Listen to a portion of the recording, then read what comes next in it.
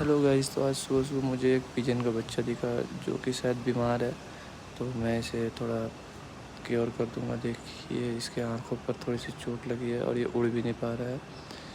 अगर ये नीचे ऐसे ही रहेगा तो इसे कोई कुत्ता पकड़ लेगा और इसे मार देगा। तो मैं इसे थोड़ा केयर कर दूंगा। देखिए, इसके आँख और नाक पे घाव हो रखी है, तो इसे मैं थोड़ा डिटॉल से साफ़ कर दूंगा और 1-2 दिन केयर के बाद फिर मैं इसे छोड़ दूंगा।